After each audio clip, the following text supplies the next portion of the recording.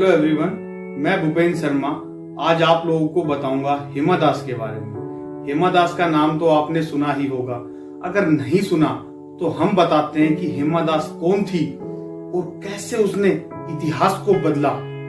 9 जनवरी 2000 को आसाम के ढींग जिले में उसका जन्म एक किसान परिवार में हुआ।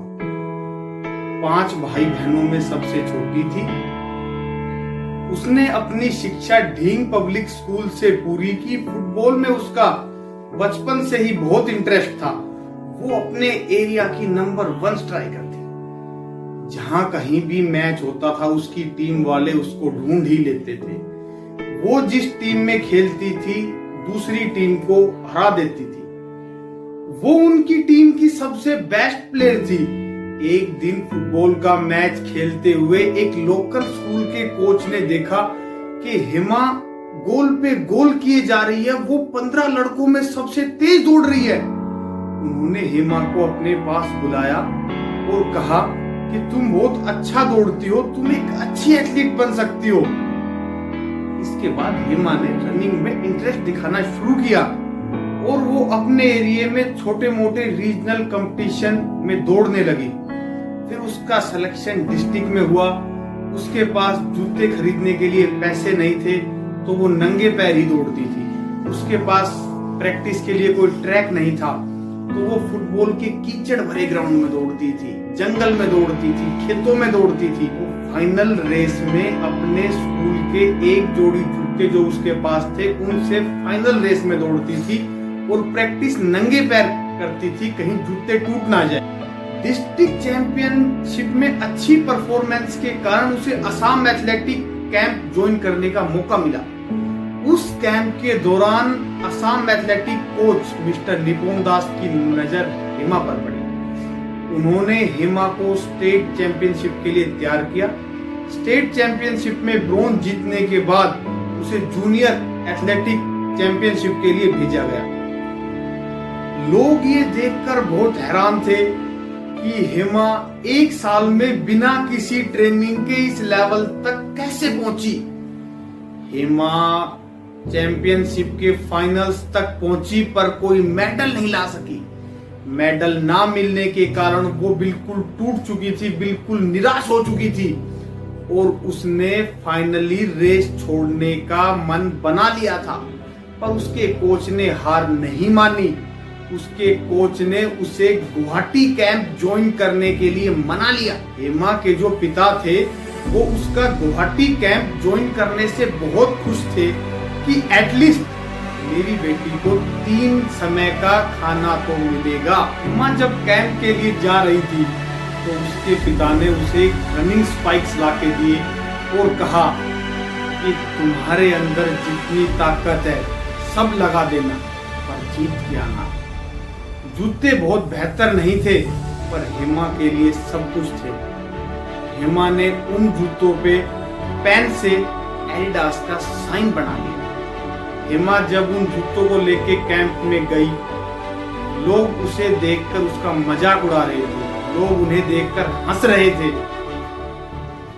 फिर स्टेट चैंपियनशिप अंडर 20 में उसका सिलेक्शन हुआ। उसने नेशनल रिकॉर्ड बनाया, 400 मीटर 51.32 सेकंड में पूरा किया। वहां से उसका सिलेक्शन एशियन यूथ चैंपियनशिप में हुआ। एशियन यूथ चैंपियनशिप में उसने 7वां स्थान हासिल किया और वर्ल्ड चैंपियनशिप में 5वां स्थान हासिल किया। अब हिमा इंटरनेशनल चैंपियनशिप के लिए तैयार है। अप्रैल 2018 कॉमनवेल्थ गेम्स में उसने हिस्सा लिया। वो 400 मीटर और 400 मीटर रिले रेस में दौड़ी पर मेडल नहीं ला पाई। वो कहते हैं ना, when you lose experience is the reward. उसी साल जुलाई वर्ल्ड एथलेटिक अंडर 20 चैंपियनशिप में हिमा ने इतिहास बदल दिया। वो पहली इंडियन एथलीट बनी जिसने इंटरनेशनल ट्रैक इवेंट में गोल्ड जीता। And rest is the history. इसके बाद तो मानो मेडल की बारिश हो गई थी। 2018 वर्ल्ड एथलेटिक चैंपियनशिप में उसने 400 मीटर रिले और 400 मीटर सोलो में गोल्ड जीता। 2018 जगराता चैंपियनशिप में उसने 2 गोल्ड और 1 सिल्वर जीता। 2018 एशियन गेम्स में हेमा ने अपना खुद का रिकॉर्ड 2 बार तोड़ा। जुलाई 2019 में अलग अलग एथलेटिक्स मीट में कुल 5 गोल्ड मेडल जीते, वो भी सिर्फ 1 महीने में। कहानी यहीं खत्म नहीं हुई है। सितंबर 2018 में हेमा ने एडिडास के साथ एंडोर्समेंट डील साइन की। जो हेमा कभी एडिडास का साइन पेन से अपने जूतों पे बनाती थी, उस एडिडास ने हेमा के नाम से स्पेशल एडिशन शूज निकाले। आज की कहानी है ताकत की, परिश्रम की, मेहनत की, संघर्ष की। विजेता वो नहीं जो कभी असफल नहीं हुए, विजेता वो है जो कभी हार नहीं मानते। हिमा दास के पास कोई सुविधा नहीं थी, उसके पास पहनने के लिए जूते नहीं थे, दौड़ने के लिए ट्रैक नहीं था, खाने के लिए भोजन नहीं था, लेकिन उसने उस मुकाम को हासिल किया। उसने कड़ी परिश्रम की, उसे उसका गोल दिखाई दे रहा था। पहली बार एक भी मेडल नहीं मिला, फिर भी उसने हार नहीं मानी। ऐसी कोई मंजिल है ही नहीं जिस तक पहुंचना असंभव है। उसके दिमाग में सिर्फ एक बात थी कि जिस चीज की कल्पना की जा रही है उसकी रचना संभव है। इसी के साथ मैं भूपेंद्र शर्मा आप सबसे इजाजत चाहता हूं। मिलते हैं अगले बुधवार को एक नई कहानी के साथ। तब तक के लिए अलविदा दोस्तों।